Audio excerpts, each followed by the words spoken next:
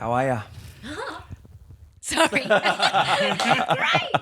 I'm very well, thank you, Josh. Thanks for having us in your beautiful colour-coded library room. Yes. No, good. Thank you, mate. Thank you for having us. Very excited to be here. Sweet. Nice to meet you, man. It's lovely to meet you. Yeah. Maddie said terrible things about you, and all of them are wrong. No, she was like, he's amazing. He's a great actor. He takes photos. I feel like I've met you before. Is that weird? No. Maybe. You're very disarming, I think is what I mean. My Yeah. dad has always said to me when I first went out to the workforce and what have you, I was like, oh, Dad, what do I do? It's my first big interview. And he said, you don't have to do much because you're lucky people just like you.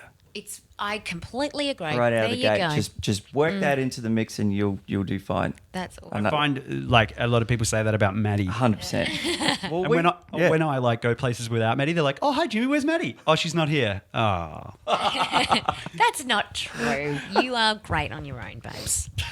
I can hold this, mate. That's well, better. the little tap really kind of offset that, didn't it? I love the wife tap.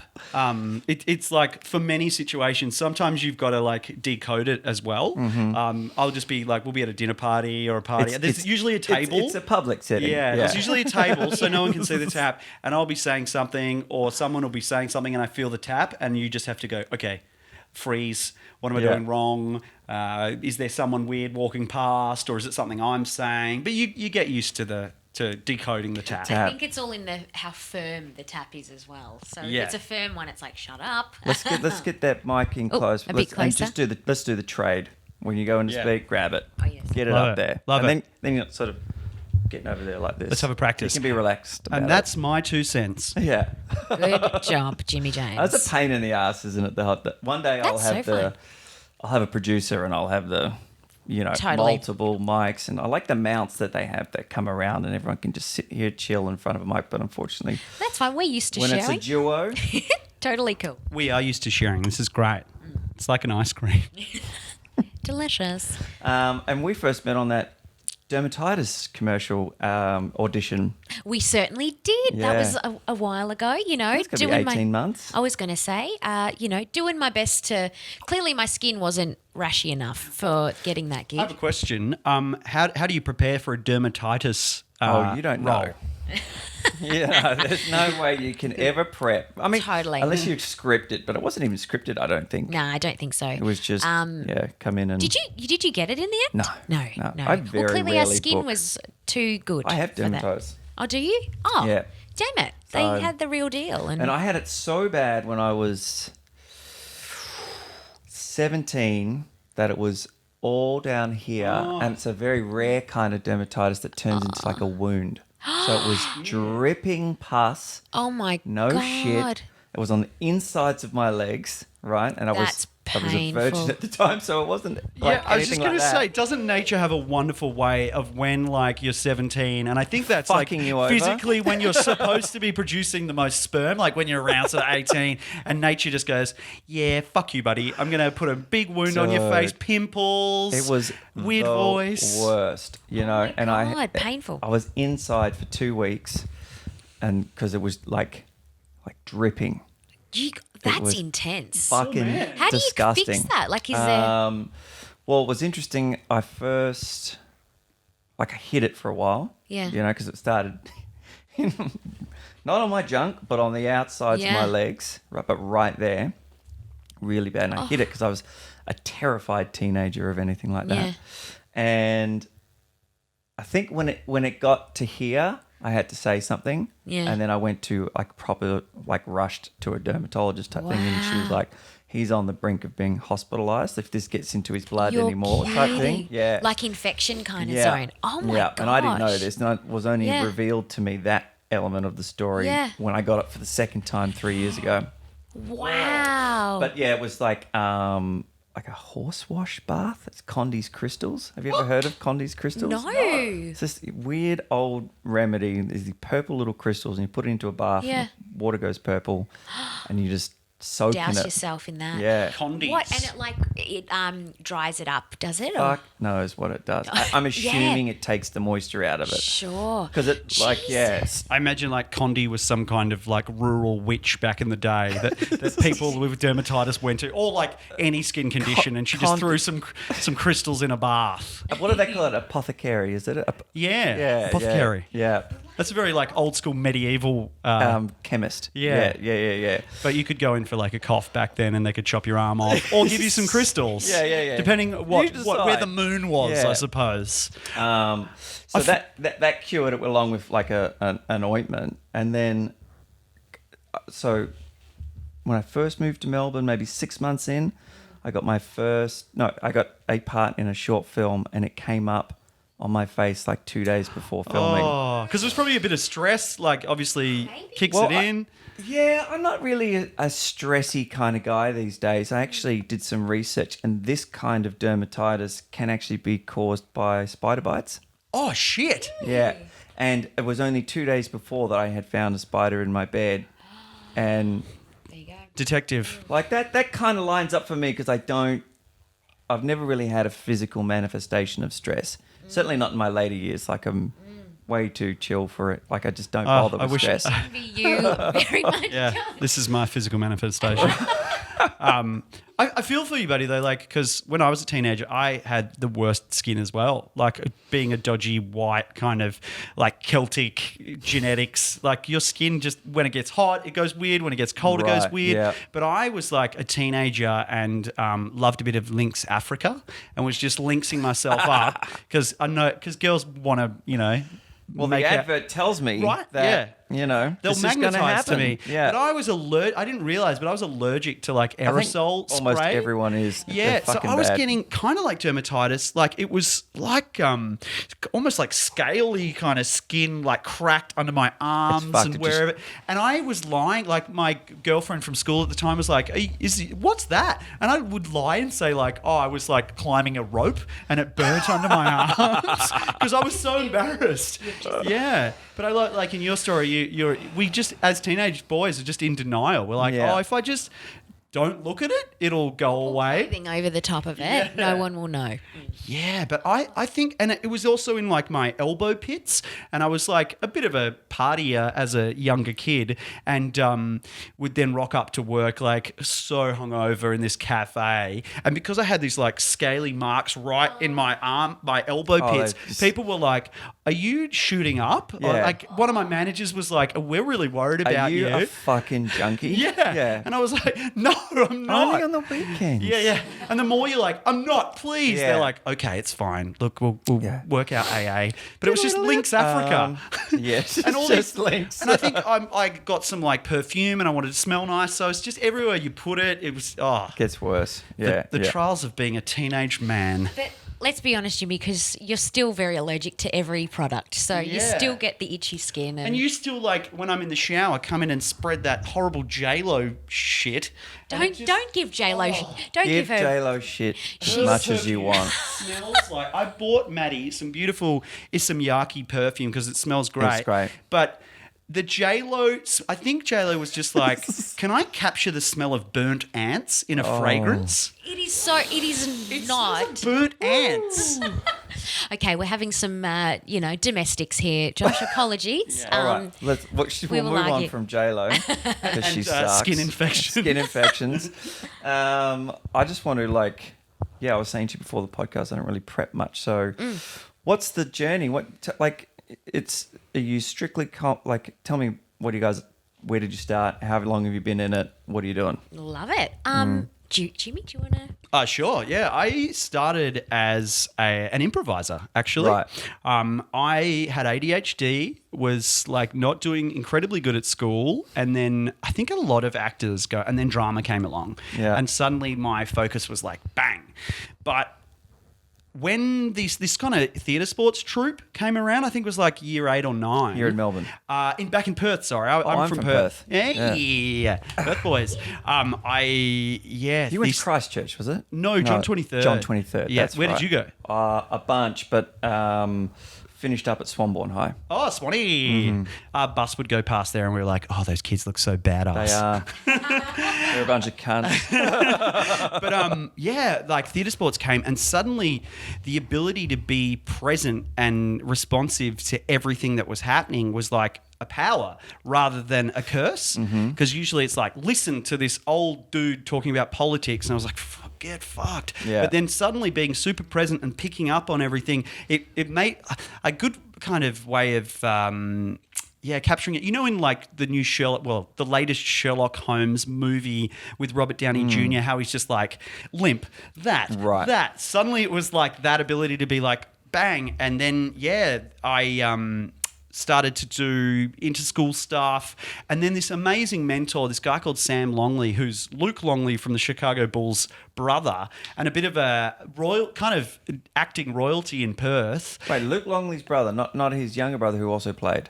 No, Sam Longley. I don't think Sam ever played. He said he was terrible, but he was an amazing improviser. Right. Because I did a basketball camp with the Griffin? younger, maybe. Yeah. Maybe. And he was like on the bench of the Wildcats at the time, and his brother was crushing it at the time. That might have been Griffin. It's funny because Griffin writes for, I think, the West Australian or the Australian. Okay. So he's like a writer, and then Sam is like an amazing actor and improviser. Yeah, and then Luke is, this juggernaut, like brick wall of a man. He's incredible. Yeah. He picked me up once at a Bucks party, Luke Longley, and just with one hand. And he leant against a car once and just crushed the door. Like, that's how ridiculous. Big yeah, I'm sure that I met him at another one of the things with like Andrew Grace and James Crawford used to come around and what have you. They're just units. Yeah. Anyway, Sam, we went to like a drama camp and, had my first kiss with a girl. But he kind of saw something in me and a very good mate of mine and comedian Xavier Michaelides and went, hey, do you want to just come along to this thing in Northbridge? Happens every Sunday night. Whereabouts? It was on William Street in a place called the Hole in the Wall Theatre. I don't think it even exists anymore. Yeah. It's opposite the Rechabites Theatre. Was this early 2000s? Yeah. Oh, this would have been like 99, 2000. Right, yeah. So I was like 16 years old, suddenly like doing professional improvisation. And then that kind of led into stand-up comedy and acting. And, Perth after a while, I, started to get pretty heavily into stand-up, and it was running a room called Lazy Susan's Comedy Den. But you kind of hit that wall, that glass ceiling in Perth. And so moved over here. Yeah. Moved over here and like the comedy work is shit pay over here, but the opportunities you get from it were incredible. Then met Maddy. Yeah. How long have you guys been together? 6 years. I can take this. This year, in March it'll be. So, so my background, I've kind of been doing the old acting thing for as long as I can remember, like always in plays, even in primary school, loved it, or a bit of a attention seeker as a child. Still am.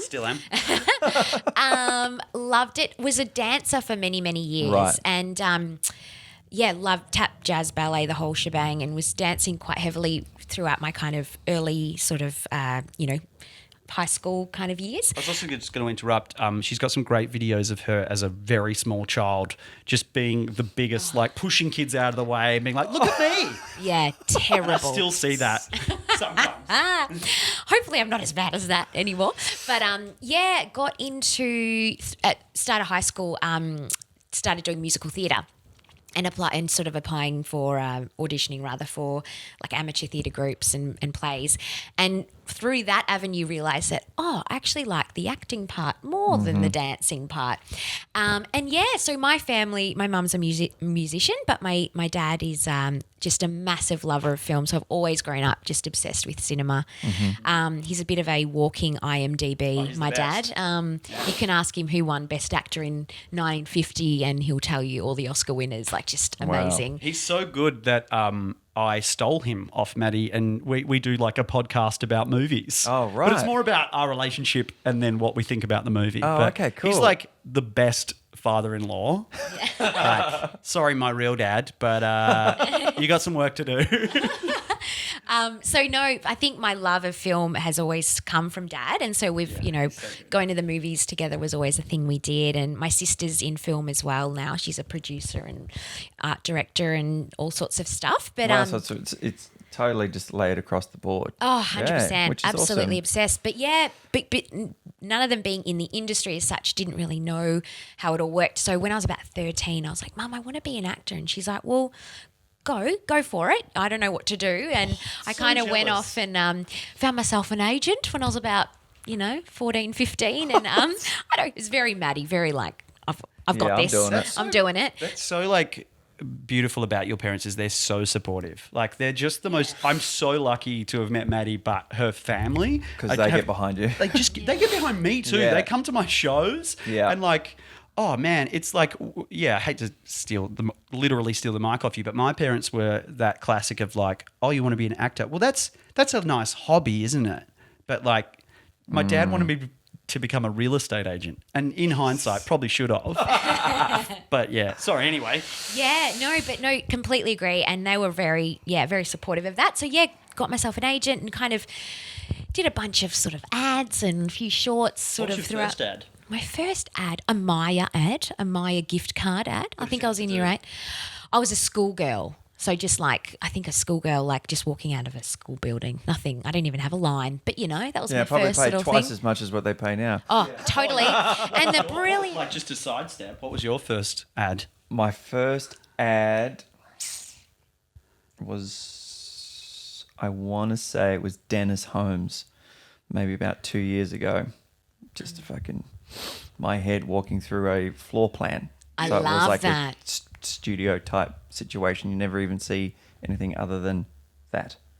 Brilliant. That's all they need Which to I see. got off Star Now.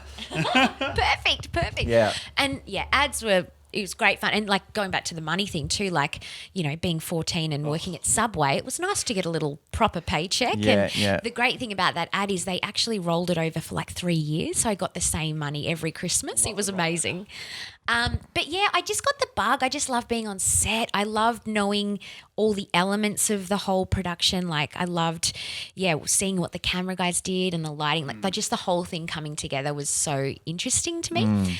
But yeah, so got, high school, moved from I was at a Catholic girls' school in Northgate called Santa Maria College, which was fine, but didn't really have much artistic kind of options. Really? Drama. That's interesting. Yeah. So I ended up moving for my year 11 and 12. I went to a co-ed school in Essendon called Essendon Keilor College, and they had a really big art dance department and just loved it. Had an amazing kind of time there, met some brilliant friends, and at the very end of high school I got a role in like a kids TV show called The Elephant Princess. It was like a kids kind of I love how you talk it down. fantasy show.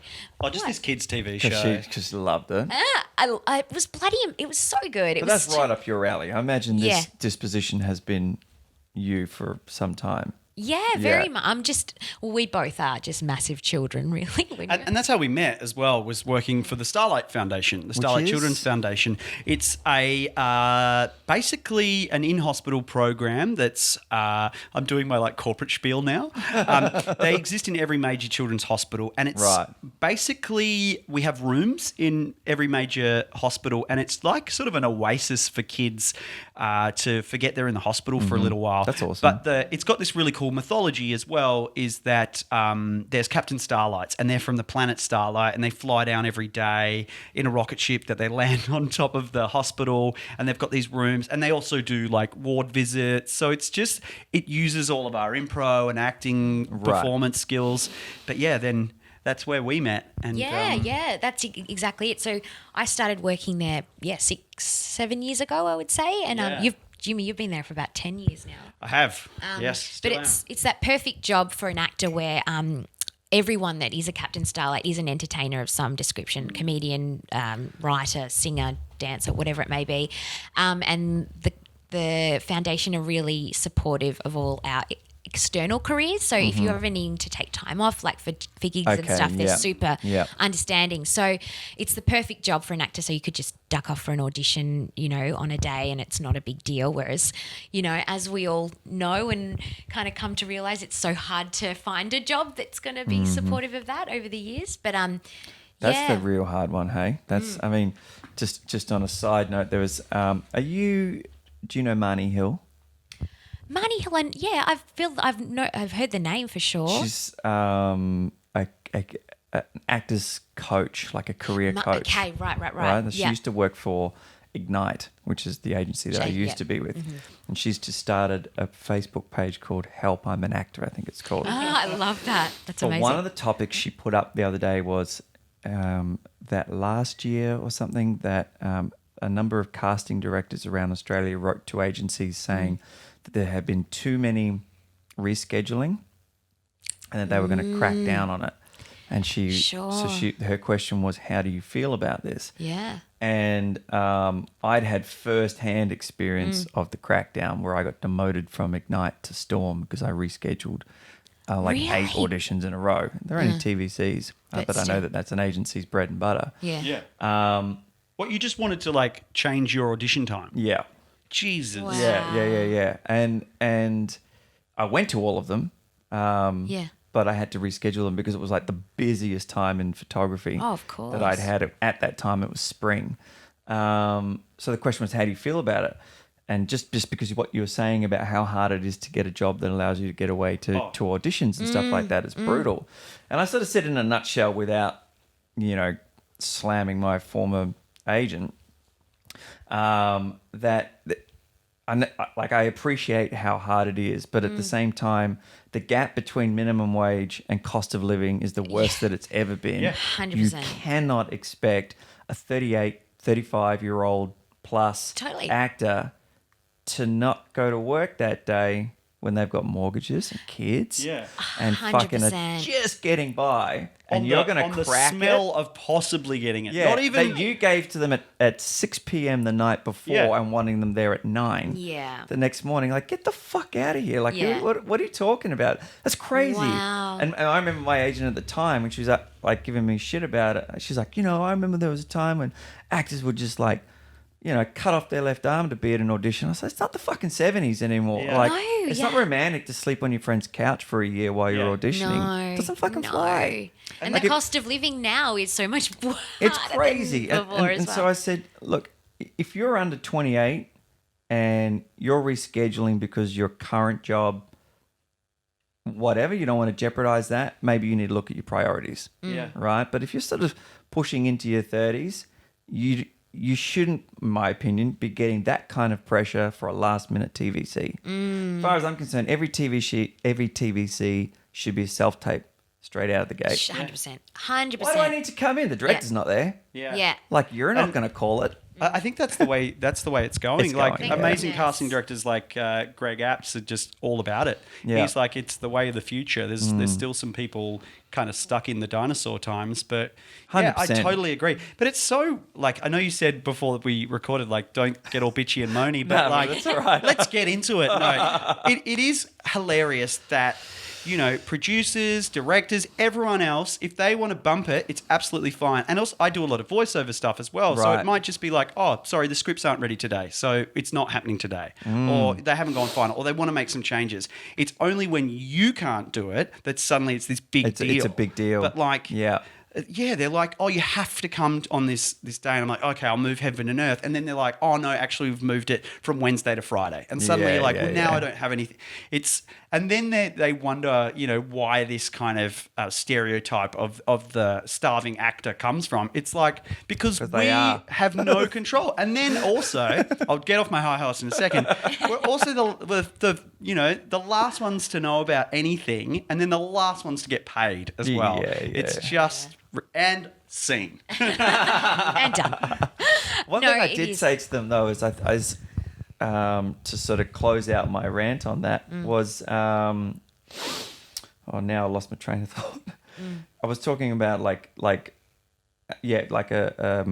priorities, and you need to get your priorities straight and what have you for age gaps and what have you. Don't you hate that when it just vanishes? What was Marnie Hill's theory on it anyway? Marnie was like, look, rescheduling from an admin point is fucking bullshit and it's brutal. But it's we're in that evolution, like where there's this mix of because one of my questions was, how old are these casting directors who are sending this kickback? Because you and I had just done a big Q&A with, they didn't seem to share that opinion. They were like, look, if you're like, I don't even mind if you're late because it's a bullshit to get parking. I thought that was quite incredible. And why put the rescheduling button in if you don't want anyone to do it? Yeah. And all the young casting directors that I've met that I've spoken to, they're like, I get it, man. I totally get it. They get it. Yeah. You're in your high 30s, like, you gotta get paid. Yeah. You know? And also, that's what I said. It's a request. Like it's a request for the schedule. It's That's not what I locked said. in. Yeah, I said I can request it. You can turn around and say to me, no. Yeah. And that's fine. But also, they go, we're checking your availabilities. Yeah. So, we've got an availability check for this time. And then when you say no, they're like, oh. But why are you checking my availability? Why don't you just say, here's this bloody thing. It's here or F off. Can you go or no? Yeah. If you're going... It's such a funny thing, and it is, like you said, I feel like the turnaround time is it's shorter and things are happening a lot quicker now. But I'm really hoping the whole self-tape thing just kind of pushes on a bit more, because it makes so much more sense, really. Well, it makes a lot of sense, like just as your first round. Yeah, like, absolutely. And how much time would they save if they didn't have anyone coming in for the first round of something? Totally. Days. Right? Like they could just sit there and go, yep. And money. No. Yeah, and everyone could do it of the evening, after work, because one of their bitches was, everyone wants to push it to 4 o'clock, and of course they fucking do, because they got a job. Yeah. We're just sitting around, money growing on trees. And, it's going to make those people who are like cleaning up on, doing self-tests for actors a little bit nervous, but the technology is there now. Like, you've got to move with it. Everybody's got an iPhone. Everyone can afford a good lighting setup. Yeah. And then they can just upload it on, even iMovie. I'm an editor, so I'm like, ugh, iMovie. But it's really doable. Yeah, right. Very user-friendly. Sorry, I'm going to run with your editing there. Talk to me about editing. Is that what you do when you're not doing the other thing? When I'm not doing Starlight and not being, on stage, Hollywood's next hot thing, I'm an editor. I love it. Like that. Did you train or you just learn on the fly? Yeah, I went to uni and trained, I loved it. Like when I was a little kid, I'd borrow video cameras, and that was my first big present. Mum was like, "Oh, you can go around the world, or you can have this shitty video camera that's obsolete now." But I was like, "Video camera," and so I loved that. And then I was like, "Oh shit!" Like I used to film in like a dogmatic style, in that I just edit in camera and film the next scene. But then when I finally learnt how to edit, like that's the funnest part. That's like you got all the bits of the puzzle and the sound, and that's when you're finally clunking it together and making the story, if you know what I mean. Like the writer tells a story, but then the editor tells the story again, and the story can change a lot in the edit, and I just bloody love it. Although most of my work is corporate videos. Right. So the narrative arc is often like, there's a lot of swearing that happens upstairs during those times. Especially when you get you're like, oh, so you're going final on this edit? You're happy there? And they're like, yep, sweet. And then 2 days later, they're like, we've got some changes. Yeah. Can you make that person who you interviewed say something different? I'm like, Are you flipping serious? Like, I'm not a digital animator. I can't change what was filmed. Or they're like, can we just create this new scene? I'm like, you realize we haven't filmed that. I can't just make that appear. But that's like, I'm sure that's the same with photography as well. Yeah, I get it. The only kickback that I get typically, but my style is I would say it's very revealing. Like I don't pump a lot of light in there. I don't smooth skin or anything like that. And this isn't a sexist comment, but it is commonly the female clientele that on a really hard-hitting photo, which I love. But where you can see the pores of their skin. Exactly. They're like, oh. Too much. Can you maybe just... I'm like, I don't do any of that. I gave you the full Well, I've just spiel at the recently beginning. done a shoot with you, Josh, and holy shit, like it was so fun because for the first, having done headshots for the last 15 to 20 years almost, where it's just pose, makeup, the whole lot. Just with the elbow going nowhere. Yeah, just the awkward There's always that one in like the classic photos. Yeah. And the other one where they're just holding something like this. Yeah. Oh, so or the comedian awkward. shot is always that one. The like, I've got an itchy head. Or Is like, it? I'm a little right. crazy. I always feel like you guys also have a kind of this thing going on. Yeah, we pull a lot of faces, Yeah. let's be honest. Like, I didn't realise there was a camera there. Oh, Yeah. Hello. But your shoot was just the opposite of that. And I love that there was no like, okay, this is how you're going to look. Like you'd give me an idea to plan in my head, and then I'd kind of just go there emotionally, and that's what you'd capture. Yeah, they were But great. hilariously, I went and got my makeup done, right? Get here, and Josh is like, "Why did you do that? Like, we don't need that." But it was so cool because we had a few shots with that, and then wiped it off. And my favorite shots are the ones with no makeup on. yeah, that one where you're like kind of looking like that. I was like, in the shed. In the Yeah. shed. Like, I knew my wife was sexy, but holy crap. Can I just take these photos and go into a dark room for a little while? Well, I love the one with through the window as yeah, the well. window's And I've had great. so many mates comment on them going, wow, they're so like gritty and Yeah. real, and that's what you want. That's what you want. But yeah, bloody love your work, mate. There Thanks, you go. mate. Yeah, no, but you know what? It's like, you were super confident and easy to work with. Like, I feel like, and I've said this many times, that photographers can get a little, if they take a great shot, a little, yeah, totally orchestrated that. I had nothing to do with your genetic legacy. Yeah. And your bone structure or your eyes or your face or whatever. I might have been there to like set the light up and tilt it a little bit. I think the real skill is when you get someone who's difficult. Sure. And Yeah. because you were a breeze, like the sort of older actor who's stepped out for a bit and comes in. Yeah. They're terrified. Yeah, and they haven't sure. seen themselves in a shot for a while, and then they come to me, and I should probably tell them not to, because it's going to be really Confronting, right? Yeah, they're not going to Yeah. get a commercial gloss from me. Like, I just don't shoot that way. So yeah, those are the only times I've ever had kickback. Was they were like, oh, this is too much reality for me. Yeah. But I'm like, Too but that's confronting. what's walking into a casting room. Yeah. Absolutely. Like, dude, do and not that's pretend. That's what we want Yeah. with film. It's not an Instagram filter, and it's not. You're 100%. not an influencer. Like, This is not what we want. Isn't it like, yeah. one of the major beat points of any like actor's handbook is to be vulnerable. Absolutely. Like, if you're not, what the fuck are you doing? Yeah. You know? Totally. So, but that's a real hard pill to swallow. Totally. Yeah. But no, I got a lot out of that. It was really cool, and yeah, I think you might have to come and get some too. Yeah, absolutely. So what's next? I mean, you're in something now, which is why what I saw you guys were doing and why I was like, oh, cool, you've got something on the go. Like, because for the podcast, one thing I try not to do is just have an actor in here who's got their hands out. Yeah.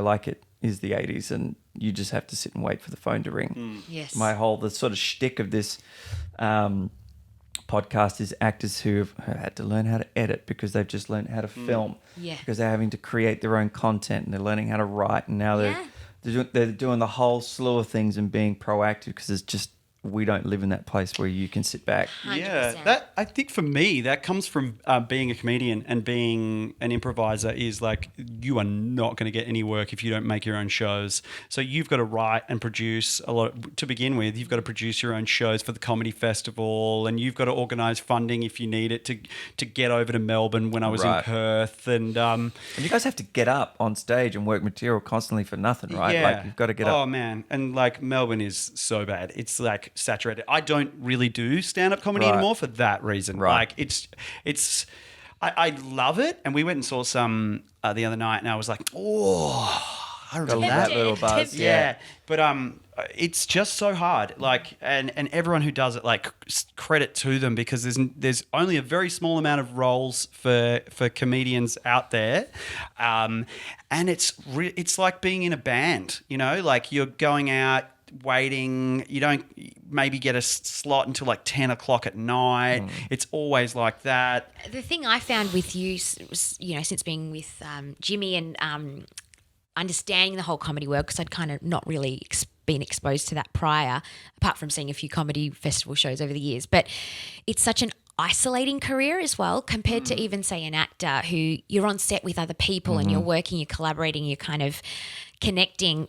it's so lonely. Like it's such a lonely career. And I feel like it would be quite depressing in a way too. Oh, absolutely. There's so many. Well, you just have to look at like Robin Williams and so many other comedians who have like, taken their lives or been incredibly depressed. But, silver lining of producing and making your own stuff, and I'd make sketches for YouTube and I'd do all sorts of little things, is that because you're creating your own material, that's how you get paid work, is because then people see you doing stuff and they go, oh, he does that. Great. Like, let's use him for this ad or let's book him for that.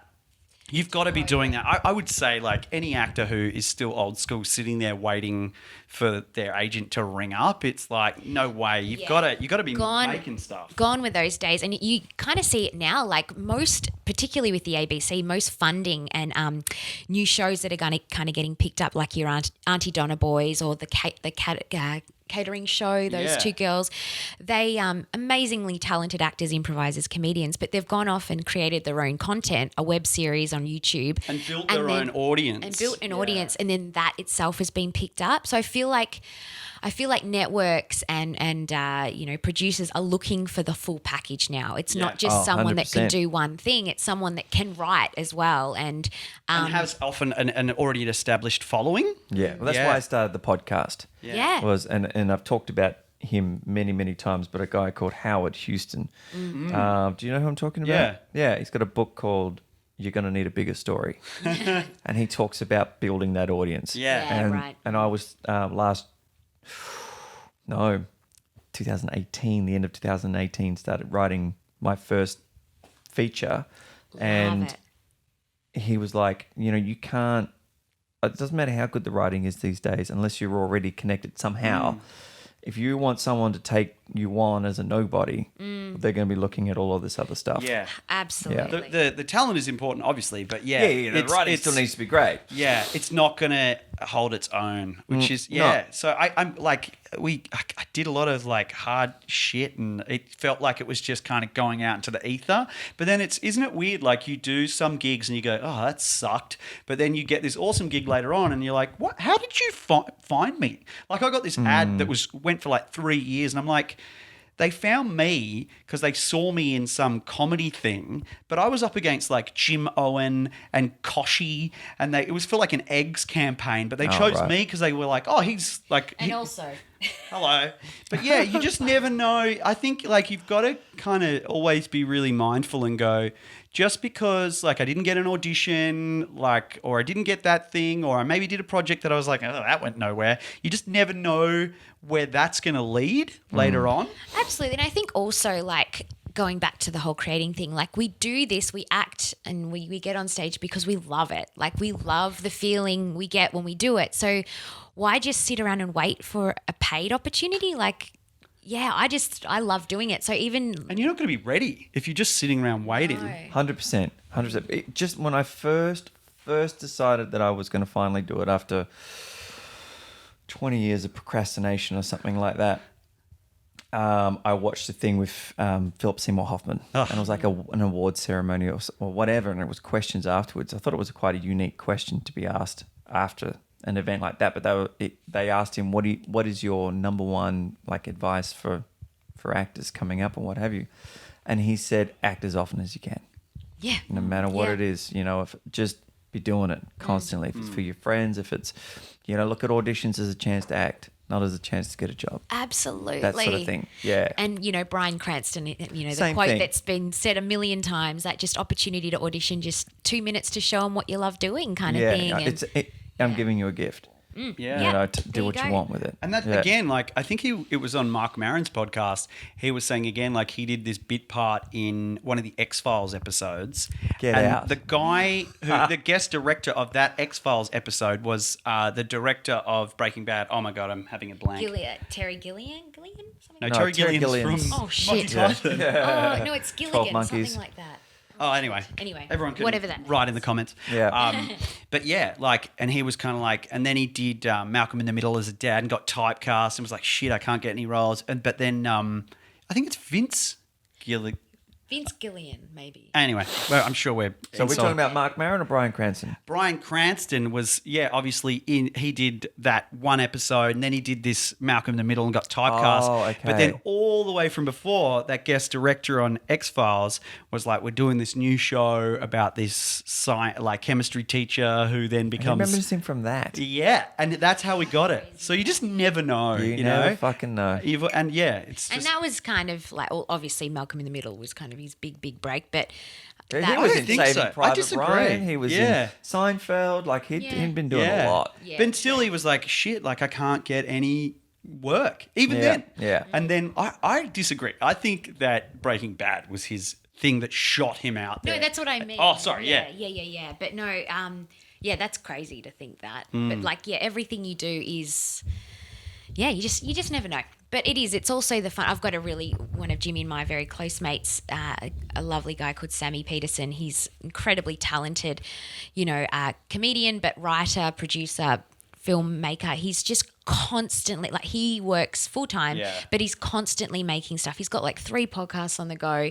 I've just been helping him produce a film for the last 12 months, like a mockumentary film. And like every dollar he earns is put into a project of some kind. He's just always pushing. And for me, he's only like 25 and I'm like, dude, like, just keep doing what you're doing because it's going to pay off. Yeah. But he works so hard, but it's because he loves it. It's just he loves it and he spends every spare moment editing. You can't not do it, hey? Yeah. You know what I mean? Totally, And you get totally. like, there's few things that in this life that make me depressed, but not being creative is definitely one of them. Big time.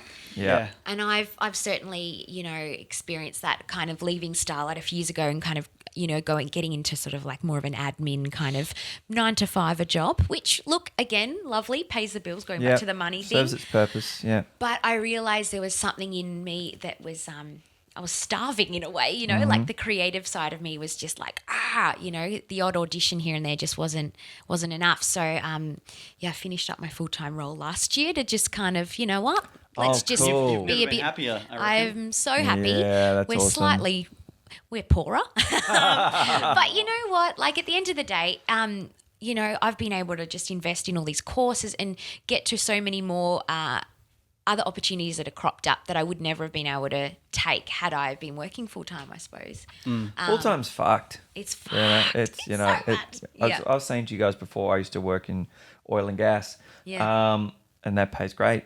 That pays real good. And every now and then when it gets really tight, I'm like, should I go back to sea? But I'm away for 5 weeks at a time, which means I'm not home for 6 months.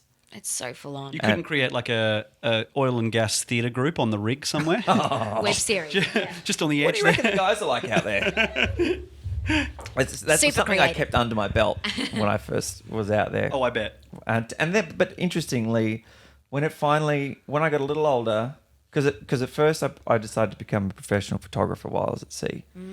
So I kept that pretty tight, and then it sort of started to trickle out through like 2 a.m. conversations with the guy you're on deck with or whatever, and then you'd find there was a couple other people having a go at that and what have you. And then the acting thing came, and then I was living in New York, and I was coming out of New York and going back to sea and then going back to New York. So it kind of just came out like, so where do you live, mate? Well, I live in New York. Why? Well, and then I had people like old boys, been at sea for 40 years, like send me messages on break and what have you, like, I wish that I had done something like that. Wow. Keep it up and stuff like that. Isn't it was pretty cool. And I think that's going back to my parents and how supportive they were earlier in the podcast. Like, my dad was in a job for 35 years, miserable, hated it. Like, got that job pretty much straight after high school and did it because it paid the bills and helped support the family. But he was so miserable, and it never utilised his creative side, which he's a brilliant writer and obviously obsessed with film and could have done all these things that he kind of, screenwriting or whatever, but sort of felt this necessity. And I think maybe that boomer age as well, there was only a few things that you kind of had the options of doing. It's ingrained into them to be a provider. And he certainly was that, and he was amazing dad. But one thing he always said to my sister and I is, just find a job that you love. Doesn't matter how much it pays, as long as you've got a roof over your head, do something that you get satisfaction from. And I think that's always stuck with me. I think that's definitely going to be something we'll pass on to our children. Yeah. We have And then they'll rebel and become like a lawyer or a doctor. Or something. Exactly. Wouldn't mind that. Yeah. That's totally You can fine. look after us while we work the Nice audition. little granny flat out the back. Thank you very much. Thank you very much. But So what are you guys working on now? Well, what are we? Our main project. So obviously, we haven't really talked about it, but we were on a reality show about making Lego. Oh. And and so we. Speaking of creativity, we're also massive children that like to play with toys and make things out of Lego. So So that was really fun, and like obviously we love working with children, and afterwards we got to meet like heaps of the people that were watching it, and there was so many kids who often would burst into tears when seeing Maddy, just because, oh my God, she's real. But yeah, we have this huge child following, which is amazing. That's and crazy. Yeah, hopefully, if there's any kids watching this, sorry for the swears. Oh, yeah. And but they're like, Dad, you're talking like Dad.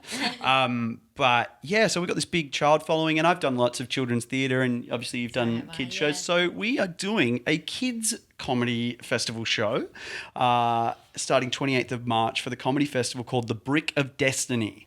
And so we've travelled around all throughout these places, and we found this like rare artifact. It's this magical brick that can change into any shape.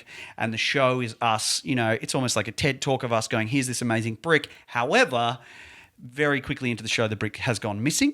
This meanie figure has stolen it, and we go on a very interactive quest to try and get it back. And it's we get kids throughout up the crowd, or well, I can't say. I can't say. You have to come and see it. yeah, But we get kids up on stage, and they help us out, and there's some very improv sketch, bit of panto kind of vibe. There'll be lots of plastic Lego brick building, just in case we get sued. Yeah, totally. It'll be really fun. Yeah. But yeah, Jimmy and I have obviously been a Captain Starlights together for a long time, and we've done a lot of kids emceeing gigs, and we're married, so we bounce off each other quite well. So do you rehearse this at home together? Like, is that how it plays out? Like, once I finish writing it. Yeah. We're in the writing process at the moment. But yeah, but you're already definitely. booked.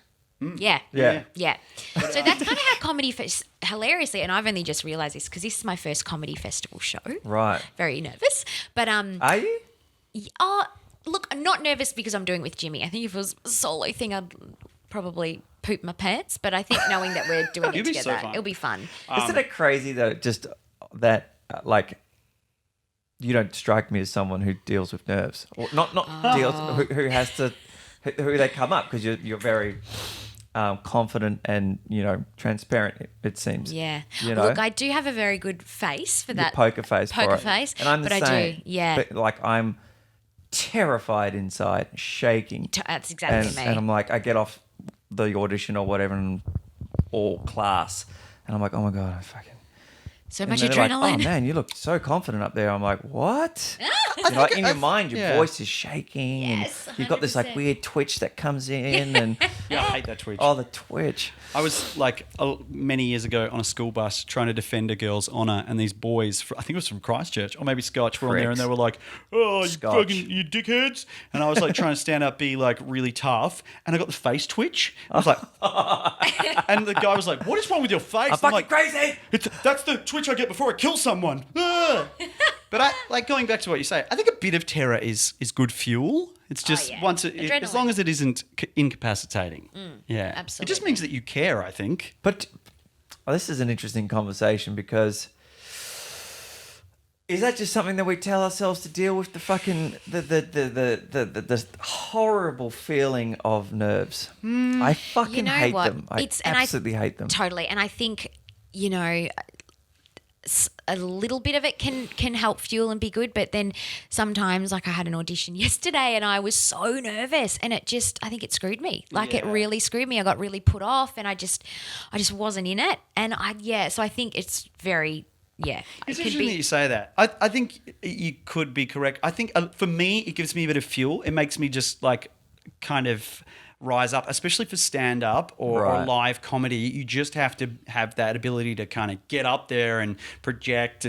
But yeah, like weird things start to manifest. Like I was doing fine until for like 2 years, I just started to throw up before every performance. Oh, and Jesus. apparently that's quite common. It's common, yeah. Like some of the Beatles. I mean, I don't want to compare myself to John Nice little Lennon, parallel but if the there. shoe fits, but yeah, so like lots of famous people and infamous people. Threw up. And then I still to this day have to like go for a pre-show poo. Yeah, I get that one. Yeah. But it's sort of like your body, it can't be good because it's like a disconnect. Your body just starts, like my head is pretty good now. My brain is like, yeah, you're going to be fine. Like even if you fuck up, you can improvise your way out of it. It's so fine. But my body goes, ha, ha, ha, ha. Because you have cellular retention of those times where it really hurt. Yeah, absolutely. And if you did it for a period of time, it remembers that. So I have that real, what you just said, that disconnect where my mind is totally on top of it. I know nothing bad's going to happen. I found a great sentence when I went for my first audition, when I first started acting, and it was a student film, and I was fucking terrified. And I'm like, God damn it, dude, there are a bunch of kids in there. You're 32 years old. Who gives a shit? Yeah. And I could hear my dad saying, what's the worst that could happen? I'm like, fucking everything. Yeah. I could pee my pants. Yeah, no, like I could make a total fool of myself, until I finally found this sentence. And I had just been working with a life coach who had really, she totally like flipped my life on a 180 for the best kind of way. And she's like, language in your mind is so important. And it's the words that you use. They may not work for someone else. It's the words that you use for you. You got to find the right ones. And it was a sentence, your life is only going to change if you get it. Yeah. Otherwise, it's going to be exactly the same. Yeah. You're never going to hear from them. No one's ever going to see it. It's going to be exactly the same. Yeah. So you have everything to win and nothing to lose. Yeah. And I was like, boom, walked in there and got it.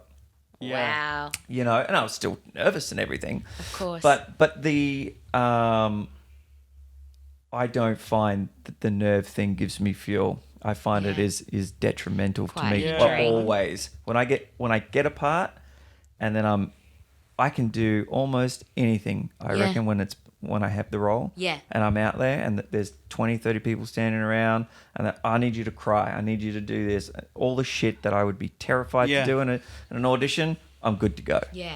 And it's interesting you say that because I think the energy helps me get up, but then I think to be too energized makes you manic and you miss stuff. Yeah, and you're rapid. You can't save need to come from a moments. calm, meditative place because you won't hear, especially in improvising when, there's no script and someone's like, oh, here's the name of your character. You'll slide over it. You need to be able to be calm to take that in. So, you do have a point.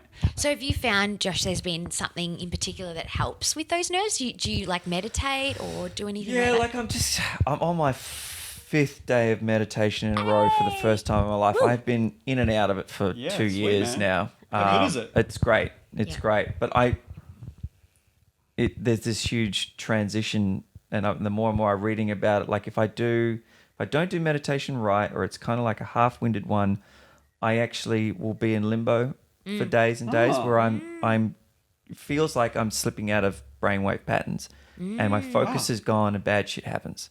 Wow. Like, we were talking about Christmas and how was my Christmas? Yeah. I tried to do a self-guided meditation, and I've since Googled this and found out that it really can, if it's not started the right way and the arc is not completed and you were talked out of it back into beta or whatever it is instead of theta, which is where is that open to Space. the recording and everything of new programs and blah, blah, blah, blah, blah. And it was like 2 weeks, 3 weeks of like dizzy spells and just bad shit happening, right? Like I had a car accident. My car was stolen. No. And it broke down twice within like a week over Christmas. Kidding? And my just, God.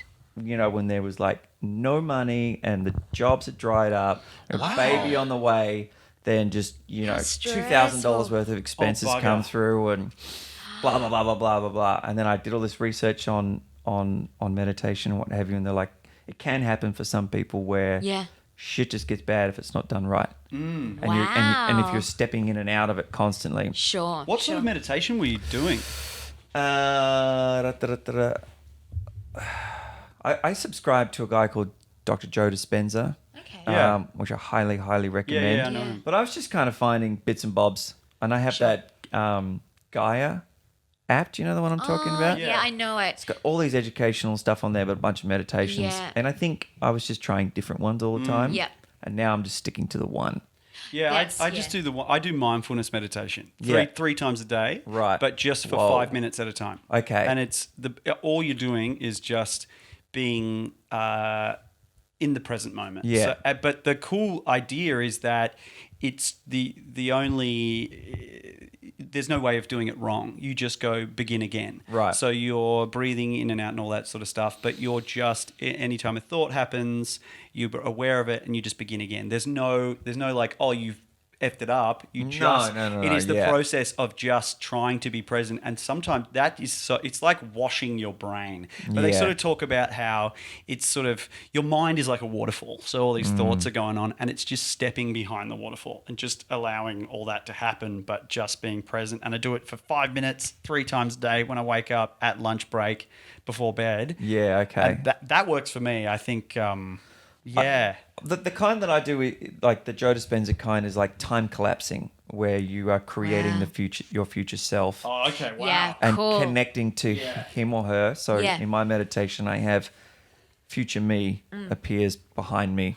Wow, okay. And I can see how that could go astray if you don't do it right. Yeah. And I put my finger into my back and then pump the future me through me and out into the universe now. So it's creating. So I'm living like it's already happened. Yeah. And I love that. And this guy that I've just found, I couldn't tell you his name, but it's the best one that I've found. The one that I connect to the most. It's 15 minutes, and I've just had 20 shoots in the last week, which is like my max. Wow. That's like from 8 till 8 at night. Flat out. And normally I would struggle at like 2 in the afternoon. I'd be napping, but I've been doing this meditation. It really re-energizes you. I am pumped. Yeah. You know, like, and I do crash when I get home and I sleep fine, but I'm still managed to get exercise in there too, and Makes editing sense. photos at night and learning 3 other auditions that I've had this week. Like, It's really like giving your brain like a shower, I think. 100%. It feels like, and that's, people forget to do that. And then they kind of just go through a whole day or a whole week and, you know, they're getting the right amount of sleep or whatever, but they're mentally exhausted. Yeah, and I've or dirty. Yeah, I do 5 minutes every morning, and for the last couple of months I've been doing it, and I've noticed such a change in my mental state. Like I'm a very positive person, but when it comes to myself and my like self-esteem and like not getting the under the table pat. the pat. that was a You've got this. Good on you. Don't tell them.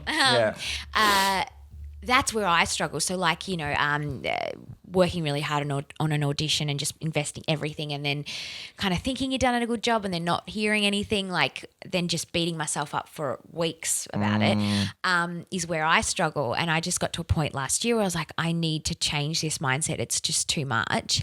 And the meditation has really helped. Just go being in the moment, go and do my thing, enjoy it, then let it go. Just let it go and forget about it. And I think that's something I'm like, damn it, why haven't I not been doing this for much longer? Isn't it crazy? You know, it's not like I haven't known about it. You know, like my dad meditated when I was a kid and so did my mum, you know, and it has taken me this long.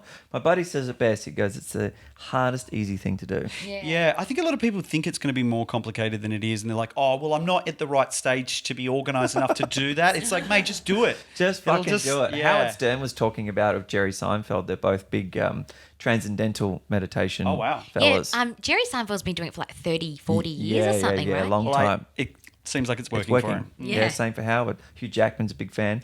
But he said, you know, when people say, oh, I just can't, 20 minutes or whatever, he's like, mate, if you can't find 20 minutes, you got bigger problems. Yeah. You know what I mean? You really can. It's just, and this is a Tony Robbins thing, we do everything that we must. Yeah. And my dad was like, what do you mean by that? Because I was having a crack at him the other day. I said, you must make money to pay your mortgage. So you find every way to do it. You go around, pick up washing machines, and this is what he's done, off the side of the road and fix them up and sell them because you must. But you don't consider coming to spend more time with me in Melbourne a must. So you won't do it. Yeah. And until you do, right now you've got a million other reasons why you don't need to. You're 75, you shouldn't have that many reasons. Yeah. You know what I mean? Yeah. Totally. So we do It's the really things we fascinating. must, you know, and until absolutely. you make it like, I have to, this you will is a find part of it's just it's like I have to put fuel in that car if I'm going to get to my job. I don't just go, won't worry about it today. Yeah. I'm not going anywhere. Absolutely. You're not fucking going anywhere. To answer your question from before, I recently found a way, and I'm not 100% it's worked all the way, but I definitely felt a shift.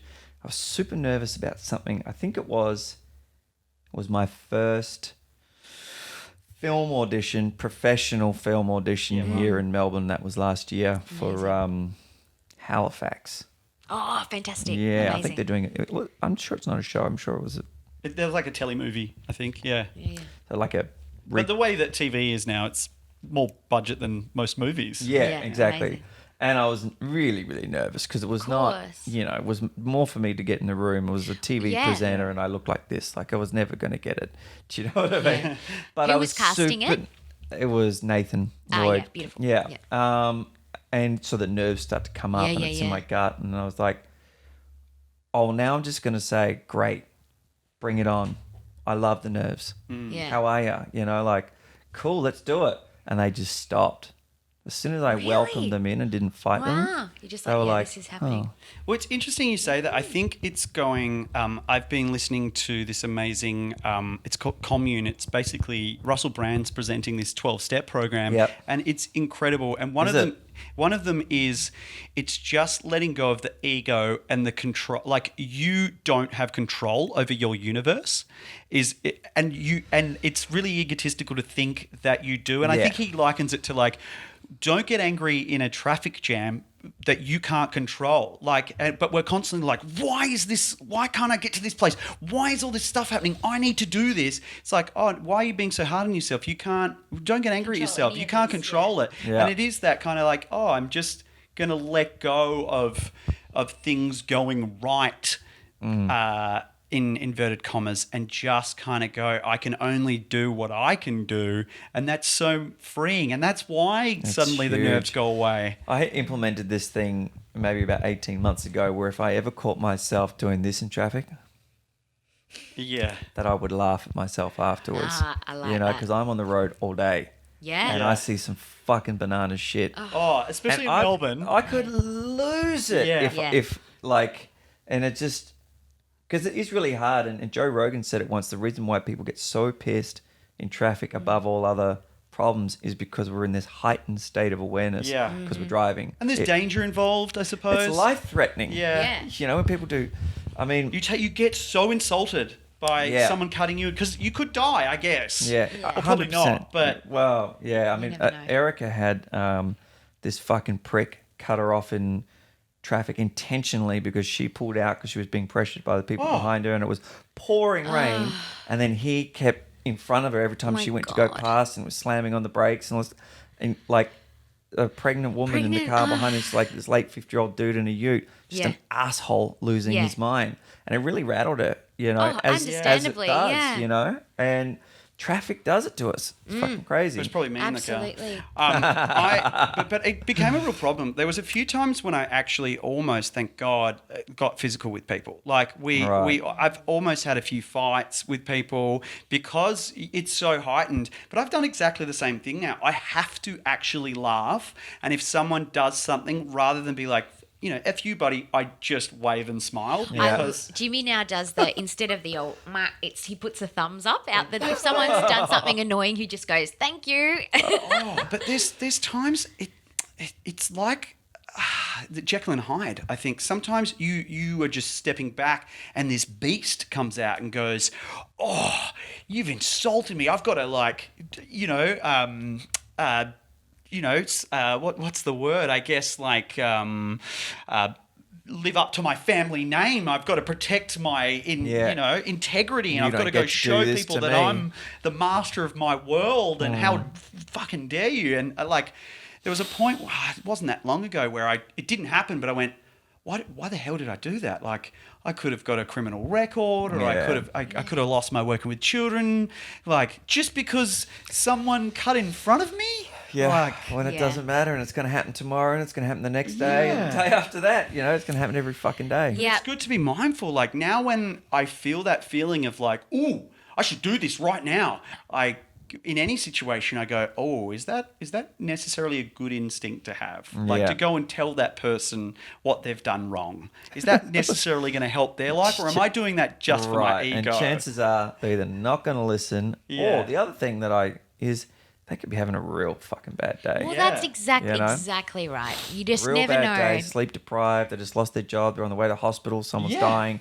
Who the fuck knows? Exactly. But yeah, going back to that, you're not in control of your universe concept is something that I need to remind myself to apply to this industry that we're in, right? Yeah. Like it doesn't, I think you have so little control. And I think for so long being a slight control freak that I am. No. It would just infuriate me when I feel like, things are getting in order and then they just would fall apart. And so it's just coming to that, realization that I can do what I can do as best as I can. And if it's meant to be, it's meant to be. Like I can't control any of this. And, no matter how talented or prepared or whatever you may be, it's just completely in the universe's kind of... And also you're learning how to work smarter, I think, now. Work smarter. If you're getting this TVC, 6 p.m. the night before, you're not going to do your 8 steps and Spend 3 hours prep all that shit, because it's just not practical. No. And also, you can use your life experience to work out the really important things. Mm-hmm. If you get the gig, I'm so sorry to all my acting teachers who will be like, "What? How dare you?" If you get the gig, great, apply those things, but work smart. Like otherwise you're going to just burn out. 100%, man. Yeah. I've applied this. We were talking about it before, but for almost everything, and I do have to mediate it a little bit to make sure it's not just laziness. Absolutely, but like, how much can I? How far can I get to where I need to be with as little amount of input as I can and so that I can start to identify what my natural instincts are and which ones are good and which ones are bad. So true. Right? So true. So if I can sit down for the script for as little amount of time as possible obviously to the point I need to learn the lines because we can't cold read here. But then just trust the instincts and use this as an instinct testing exercise, not a role acquiring exercise or whatever, just to know how quickly who I am in that zone. Yeah. I've just done Josh, a 5-day pilot season intensive here in Melbourne run by Shane Connor, and Aussie actor now living in LA. He's on Neighbours years ago in Wentworth, great Aussie actor, and he was over in Melbourne and ran this workshop, and basically each day you'd get paired up with a different actor and you get the script literally 20 minutes before you go up. So you go in there, you kind of read it, you work out, who you are, what you want, and then you go out and you just do it. And it's all about that instinct at what comes. And I suppose that's more of what they're doing in the States, obviously with cold reading and stuff. But I swear it's some of my best work that I've done because I haven't overthought it and I haven't just 100%. spent hours drilling and working out who I am, what the circumstances, my relationship with these people. I've just gone in and applied my maddiness to the character, and it just was so much more real and connected, I think, than any of the work and hours that I've slaved over auditions before. And I'm like, holy shit, why have I not made this easier for myself for the last 20 years? And you're trying to create real life, and absolutely, not to discredit the hard work that you should do if you get the role, but sometimes it's different. Sometimes a person in real life isn't thinking about all that shit. They're just literally in the moment. They want that thing. Subtext for an audition. Yeah. It's whatever's there for you already. Absolutely. I think. Anyways, that's how I look at and it. And if you've sorry to interrupt. No, go for it. Jeff Seymour, we were listening to his stuff, and he's just you can relate to those things that you're in. Be in the room, be real, and you're going to do so much better than thinking about 20 pages worth of shit that you've written down. Then you're up in your head, and you're not in your body, and it's just it's more of a hindrance than a help. I think so. I learned that in a Thea McLeod workshop where I had laboured over this fucking 1-page scene so much that when it came unravelled, I lost it. You know what I mean? I couldn't collect because it had to be all of this prep, you know, instead of it just being super loose and not. And just going with it. I don't know, just feeling the, you know, like all the classic stuff, but just feeling those real beats like I would, not like how I think the character should or whatever. So Fuck true. what the character would do. And you've done so much work, like, and then they go, "Oh, sorry, we want a blonde guy." Like, yeah, and that's it. and that's gonna like maybe once great, like, but you've got to work smart because if you're just like smashing it out until like 3 o'clock in the morning and then it's I don't know like a 7 a.m. bloody audition and you don't get it, that's gonna fuck with you. Yeah. I know that I feel like I was very fortunate in the beginning to, and whether it was self-preservation or arrogance, to sort of say to myself, if I didn't get it, then it must have been because I wasn't the right look. Not because I didn't do a good job. Yeah. You know what I mean? Damn it, no way. I always crushed They it. obviously wanted someone uglier. Yeah. Well, they wanted someone who was, you know, female or whatever. You know what I mean? Like, as a way of just never going down that rabbit hole of analysis, you know. And I was listening to January Jones talk on Dax Shepard's podcast. I don't know if you listen to Armchair Expert. Put that I on your haven't, list. but I listened to Justin Long's podcast, Life is Short, and he's quite good friends with Dax Shepard, and he always references it. It's so good. Good. And she was saying, I just never beat myself up about auditions. I just always figured I wasn't the right look.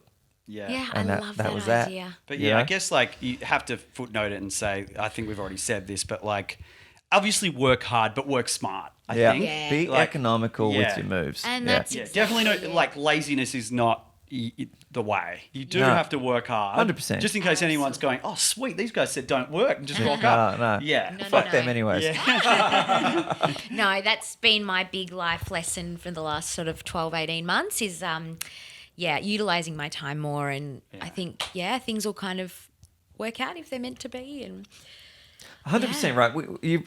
I think at this point we've got the goods to be able to deliver in an audition. Yeah. You know? Yeah.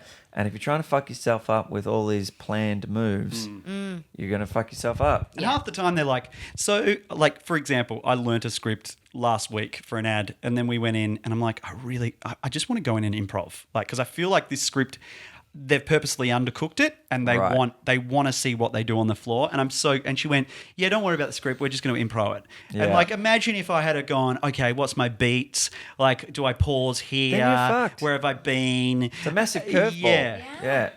I when I first moved to Melbourne, I haven't actually had it a lot since, but I had like 3 in a row where after the dialogue was done, they were like, okay, now we want to have a conversation with you as the character.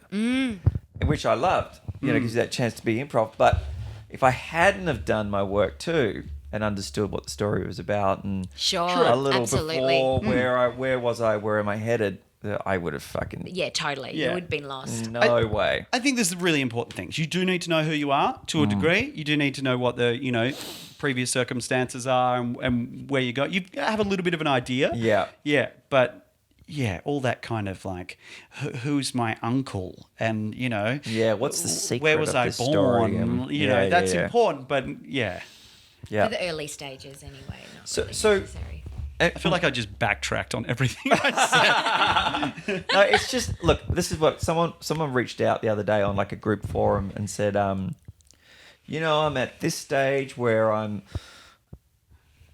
just coming up a little bit and I want to know what people think about student films and what they think about having showreel scenes done and blah, blah, blah, blah, blah. And I piped up and said, look, in the beginning, do everything. Anything you can get your hands on. When you've got good footage, whether you got that through showreel scenes or whether you got that through, you probably didn't get it through a student film, let's be honest. Or you booked little parts or whatever.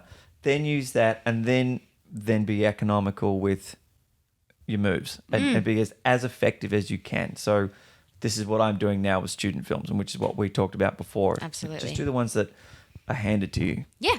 Because you've done a lot of work or whatever. Because otherwise you just know lose your value time. as well. Know your value. I think something it's taken me a long time to realize is like being confident in myself and my ability and not going, I better, do everything that I can because, I don't know. I'm just now at a point where I'm like, no, I'm good. And I'm going to pick the things I want to do because they're going to fulfill me. Exactly. Or propel or whatever it may be. But that's taken a long time. That takes a long time. There's a bit of that imposter syndrome that comes in there where you feel like you're, maybe, am I at that stage where I can tell these people to fuck off or whatever, in the nicest way possible. Yeah. I definitely now have a hard and fast rule after having, gotten through to the 15th draft of a feature film and working with a script coach and producer that when a script comes through, if it's not in the right format and there's grammatical errors everywhere, it's a telltale sign. It's gone. Yeah. This is going to be a shit show. Also, I think, like you said, always read the script before saying yes. Yeah. Just in case it turns out to be a porn. Number one life lesson. I actually, when I was very young, had this script come along and I was like, a guy's getting blown. Oh, this is how. Okay. Yeah, this is pretty much a porn. Like, it was so weird. Yeah. Right. God, student film? Those weird ones of like, please send a photo, like for the ladies, please send a photo in your underwear. And it's like, oh, God. Yeah, we just need to see what you look like for the nude work that isn't in the film. Yeah. So from here on out, you've got the show. Mm-hmm. What do you really, really want to do? Like, what's your perfect situation from here? In terms of genre or acting or stage or whatever. Totally. Personally, I want to get over to LA. That's my plan for the end. Been before? We went last year. To work or just check out? Just to check out, suss it out. Did some Groundlings workshops. Oh, really? Went to Howard Fine. So Dax was at Groundlings. Oh, cool. Yes, exactly. Did some Howard Fine. That's where we study here in Melbourne. Jimmy teaches at Howard Fine as well. Oh, wow, cool. He's an improv teacher. Improv for actors. I can never get their scholarship. I've applied a couple of times now. It's a tricky one. Good old acting schools. They're so cheap, aren't they? Yeah. Popped over there and just loved it. Ate it up, and I just felt an instant gravity towards there and towards LA. And I've just applied for a whole bunch of scholarships to hopefully help get over there. But whether or not that happens, I think we're going to go over for 3 months in May-ish, and just do some study and just kind of audition, sort of get that happening.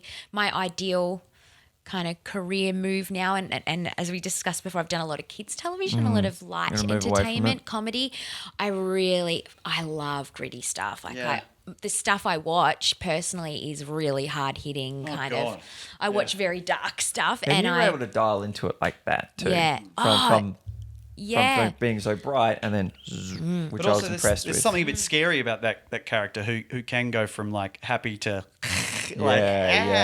And I just think sadly the industry here, it's just not very big, and I think I've realized that a lot of my colleagues, acting colleagues have moved to the States for that very reason. And writers as well, good writing friends have kind of, who we sort of see as incredibly successful here in Australia, have kind of reached that glass ceiling and have gone, no, we need to kind of extend. So, look, that's where I'd like to go. But look, I would bloody love to do a film here if the opportunity came. It's just that, the opportunities, I suppose.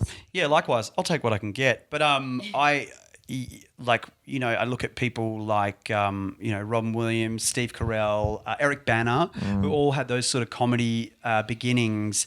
And I love playing villains. I love I think there's something really, that you can dial into having been a funny person. Right. You really know it's not always like that. And you can kind of dive into those pretty dark places. And bad guys are so much fun. Yeah. I'd love to kind of, and like Eric Bana's done Chopper, Robin Williams, Good Will Hunting, Steve Carell, Fox Hunter Ranch, like Foxcatcher. They just do bad guys so have you watched well. Morning Wars? Not yet. That's on my list. That's like the morning TV show. Jennifer Aniston. Steve Carell. Is it good? Yeah, he's like a Matt Lauder type character. Amazing. I love comedy, but like putting it out there, that would be stuff sick. to sink your teeth into. So what, like, if that's the move that you want to take, what what are you going to do to make that transition? I already am. Well, I was with an agent in Perth, and I moved over to Melbourne about 10 years ago, and I stayed with my agent, and they were like, we're going to... more creative artists. Oh, that's I'm not right. with them anymore. So, Right, but I was just like, look, this is what I want. They were like, yeah. Nothing. Okay, this is what I want. And then finally I just went, look, I want to be doing auditions for TV. I've been in Melbourne for 10 years. I'm getting sweet F all. I know I'm good. Not a wanker thing. I've got the skill. Yep. I want to be going for TV and film. And they were like, oh, yeah, well, yeah. And I'm like, I've filmed all this stuff. I've got this show reel. Can you send it out to the casting agents? And my agent was like, oh, I don't want to really annoy them. And I was like, see ya. And and it was so weird though. I was like, yeah, I think I got now I'm with Active Artist Management, who are amazing. They're Maddy's agents as well, and just straight away starting to go for things, and it was just so weird. I just kind of went, you know what, if you're not giving me that, I'm going to do that. And that's kind of my trajectory now.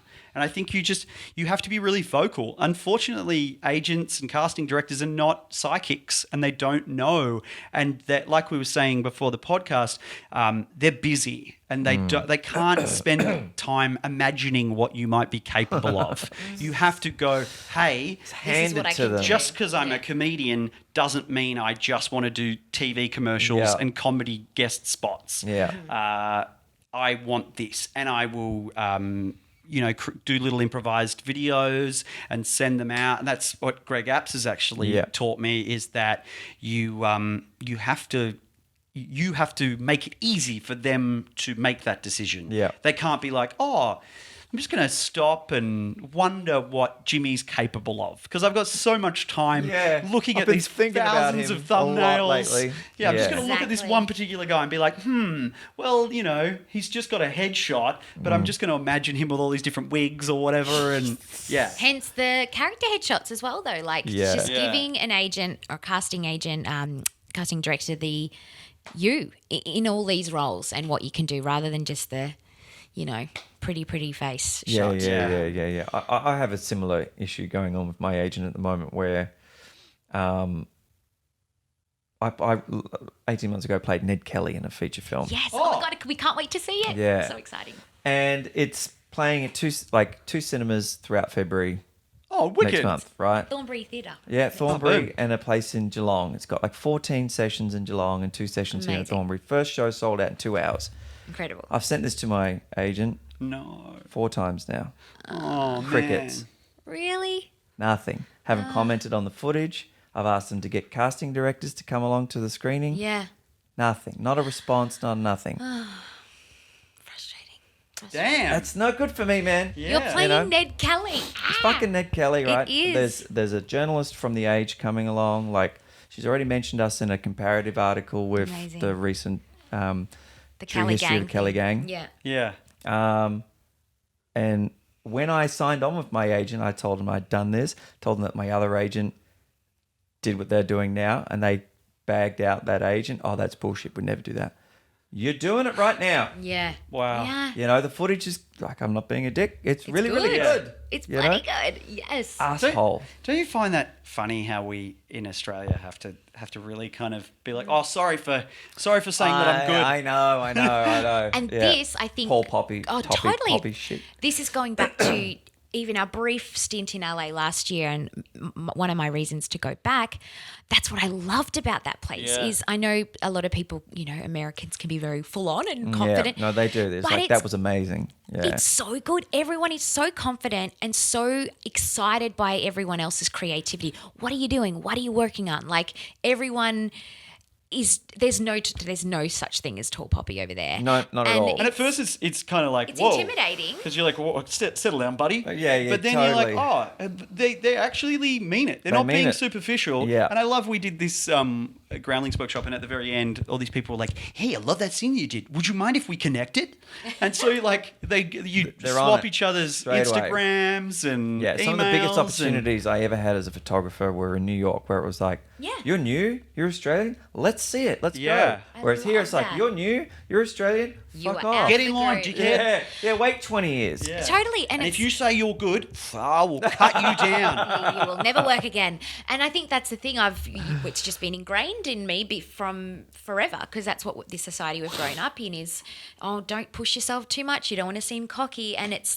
But our industry is so contradictory to that. You need to push yourself in order to make things happen. Yeah. But at the same time, the whole world, the whole of Australia is saying, don't you make... Don't stand out it's too a much. delicate dance. Don't stand out too much. Work hard, but if you annoy me by pushing yourself too much... by being awesome, you're a dick. Yeah. So, no, that's something that I really appeal to me over there. And look, maybe 3 months of it might change that concept. I don't know, but I think you start to work out a ratio of bullshit to reality 100%. too, because they're on 100%. Default like that and too. Also, we're not kind of naive. I think LA is not like the magical land of Oz. I think well, that sounds weird because we're in Australia, but like I think it's very hard over there as well. 100% it is, 100%. But I think the opportunities are much more abundant.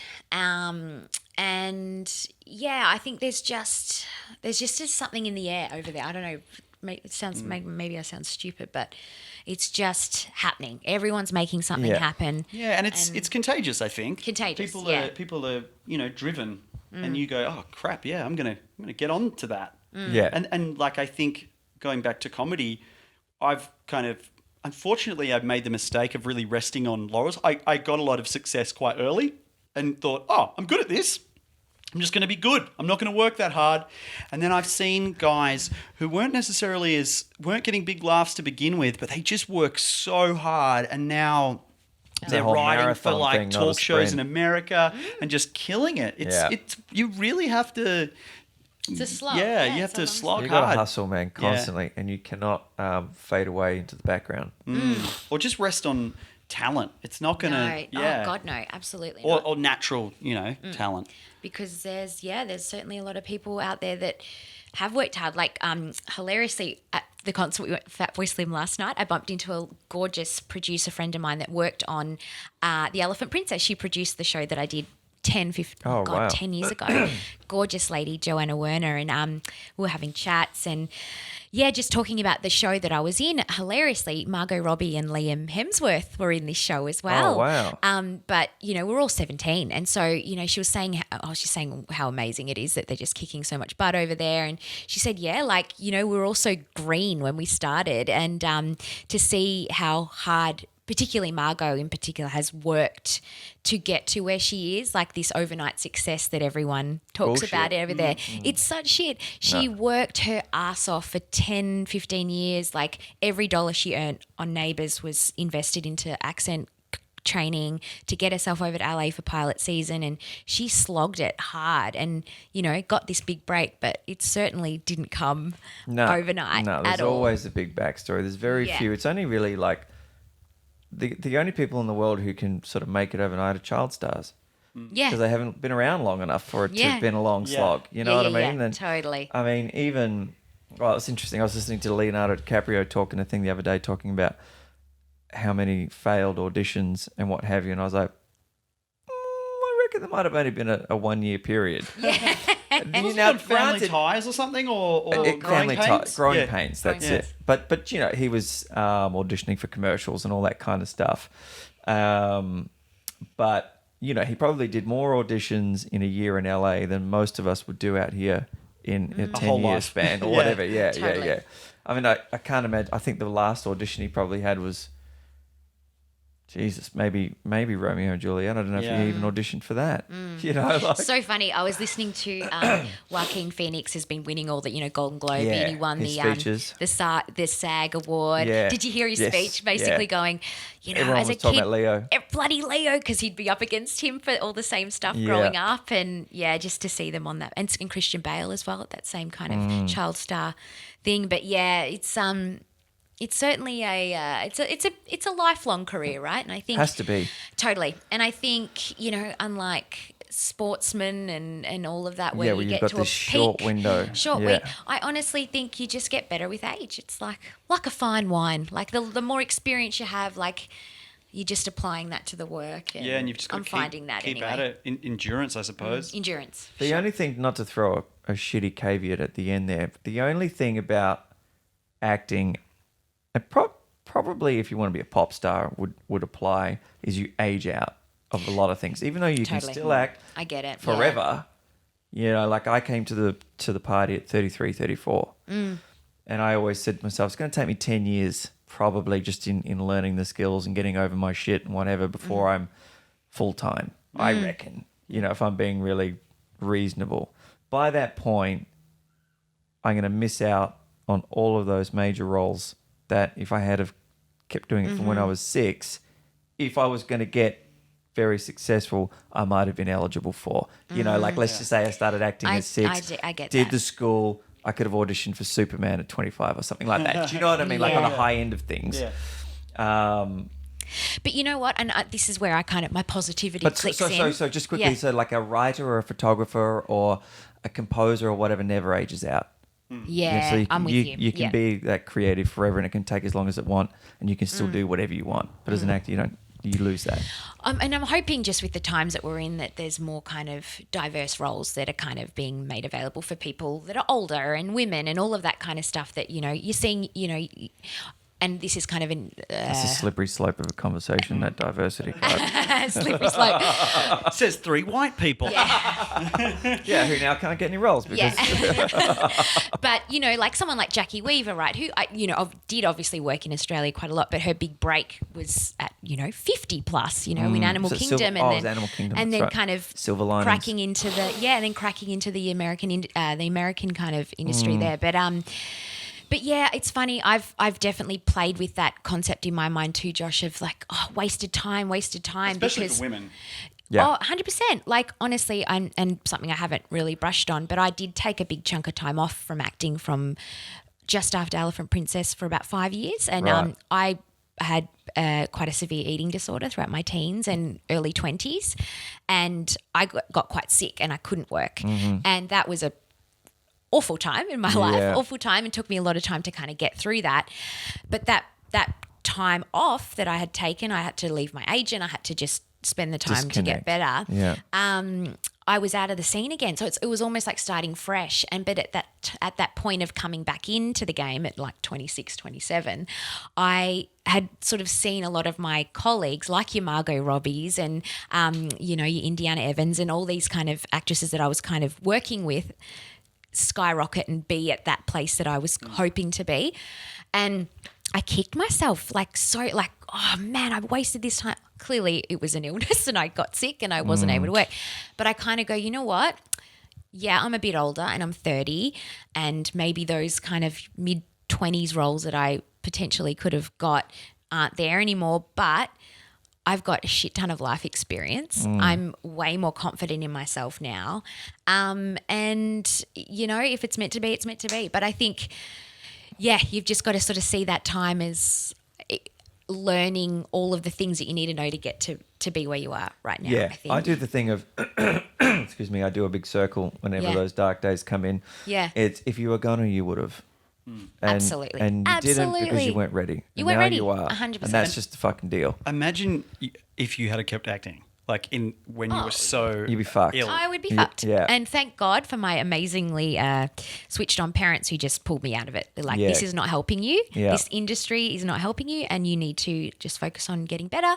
And I did and realised, you know what, I actually do love that the work is what I love and I'm going to do it whether I make money out of it or not. Nice for you to come back at your own pace, and 100%. and it still being there proves itself. Absolutely, absolutely. So, no, it's been a bloody journey. Well, for both of us, really, and but we're excited for. It's my vibrating phone underneath us. You probably can't hear it on the thing, but you notice we all looked around, kind of confused. Was it? Yeah, I can I feel can it. also hear the fucking someone having a party over the road. I can love hear it. their Who music is it? coming up. Who's on the phone? Who's on the phone? Oh, it's your My parents. parents. Well, see, what did I say? What did I say? Very. They're the They're best darling, in-laws yeah. ever. They're the best. Jimmy, how are you, mate? It's probably like Maddie's phone is off. I love it. But yeah. I think one of the ways that I combat that is, and it motivates me on those lazy days, is to stay fit and to be on top of that. Absolutely. So that if 'Cause I that do is get number that one. break at 45, I can still move like I'm healthy. 30 and I'm not fucked. Totally. And Totally. like meditation, it's like as a guy who has a colourful past, and the byproduct is anxiety and depression, is nothing better.